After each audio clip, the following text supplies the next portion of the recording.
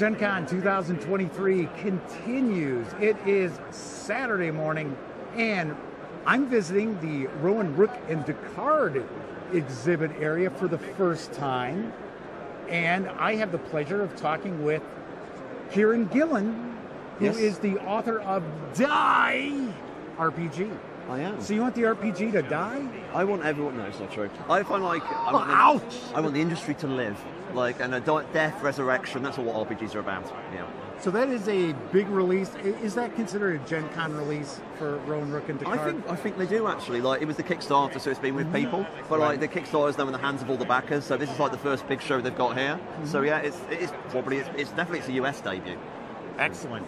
So let's talk a little bit about it, because I'm familiar with the premise of the game.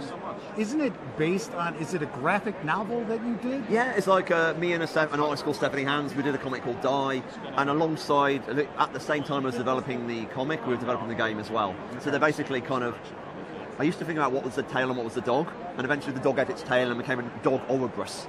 Okay. And like, and they basically kind of, now like two ways of seeing Die. Like, they basically, if you read it and then play it, or vice versa, you kind of have a better understanding what we were trying to do. So yeah, it's a really weird and interesting project, I think. So, isn't the story essentially some flawed human beings find themselves transported into a fantasy world, and then they must survive? Yeah, I mean, the core of the game is like, you sit down, you make messed up real world people, then you sit them down again, they play an RPG, they make a character sheet, they go to this fantasy world and are transformed physically into the character they've just designed. But this world is going to be all their hopes and fears and traumas thrown back at them. So, like, you know, if they've got a hard breakup and somebody they're always still in love with, maybe someone here is, you know, the elf queen or king is like your old thing. You know, or if you're obsessed by Taylor Swift records, maybe Taylor Swift is God. You know, so all the stuff you made up in Persona Gen becomes a fantasy world. But you've been dragged here by one of your party, who is the master, who's basically the DM class.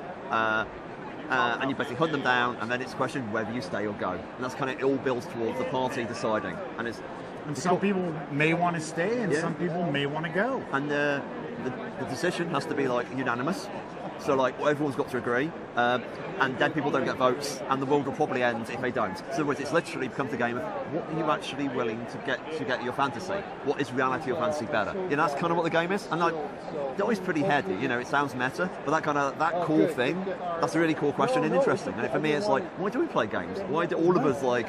Why is this building full of people who love games? Right, exactly. Yeah, and that's kind of what Die's about, and it's a kind of horror take on it, but it's still like I would say most games and Die end up quite optimistic. You know, nice. You know, there's kind of like, because it's usually affirming why you love stuff. And occasionally they don't. Occasionally it's complete tragedy. Complete tragedy. And we play to find out. And I have seen a little bit of it, and I should point out I will be sharing a first look and review of Die RPG in the very near future. But because it is based on the comic, there is some pretty impressive artwork. This is definitely one of the advantages of working with someone who's as good as Stephanie. It means you have a lot of art to begin with, and then she's very happy to draw even more art. I mean, she's somebody who loves RPGs, she loves fantasy art. I mean, like, the main inspiration for doing Die before even had the idea of the comic was the world needs a fantasy world designed by Stephanie. So, like, she's gone for it entirely. It's very, very, very beautiful.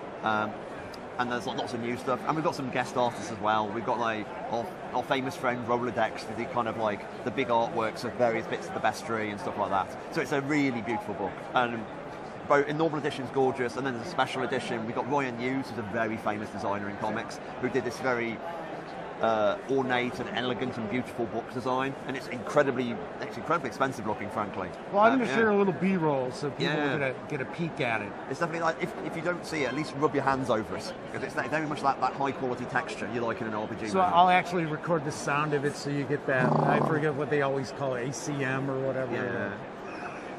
Yeah, right. I don't even remember that. Like, I was at EDF, but EDF is like Earth Defense Force, an old video game. Right. Anyway. So what does the future hold for Die RPG? Well, we've just announced our first expansion. It's called Die Adventures. The volume 1 is called Bizarre Love Triangles. It's basically a collection of like 3 adventures, not free, 1, 2, 3 adventures. They're not free. Right. No, you got to pay. Yes. They're announced there's stuff on the site about like registering interest. We're planning to do a series of like at least 4 of them, and it's just basically showing other ways of playing the game. Because it's like the RPG can give you a lot. There's a lot in the manual of different ways to approach it, but there's also so much space to go, oh, you can do it like this. I mean, the adventure I'm doing, which is the titular Bazaar of Triangles, is me trying to do a hex crawl in Die. But also, like, how can you do a pre-generated adventure more? Like, the pre-gens we've got in the book involve quite a little bit of improvisation, even though it's quite good hand-holding. I want to do something where you explicitly you ask these questions to the persona, you'll get these sort of people, and these questions are specific enough so you can plug it into an encounter and get something that's meaningful. Like, so yeah, and I'm really happy. I've written like a few drafts of it. I'm going to do play test and get it to the table, and it's kind of the start. Like, there's so much other stuff at Die we want to do as well. So is that going to be arriving on Kickstarter at some point? I think we're presently not doing Kickstarter for that. If we do eventually do a hardcover, we will. But like, at the moment, it's much more like a series of like smaller RPG supplements, and then work about a collection down the line. Excellent. Yeah. So we've just kind of like, rather than doing the big book eventually, we wanted to get something in people's hands quicker, basically. I think. Yeah. Is there anything else you'd like to share with the audience, Kieron? Honestly, I mean, like, it's my first Gen Con. I'm amazed to be here. Having a good time? I am loving it. Like, I've ran a couple of games of Die. People have been amazing. And you were doing signings, and you've had a line of people. In fact, we had to clear people out so we could do this interview because it was jam-packed in here. It has been chaos in that way, but it's like Gen Con. I'm very honoured to be here. And actually meeting people who've actually got the game, they've had it already on Kickstarter, or they've just bought it because they've heard about it. You know, gaming's magical. You know, we get together and we create these worlds together. So I feel incredibly lucky to be able to help enable people's creativity like that. So it's cool. Wonderful. Thank you for taking some time out here at Gen Con for us to chat. And stay tuned for some more coverage of Die RPG. But I cut you off. You were about to say something. No, I was just saying thank you. Very cool. Thank you.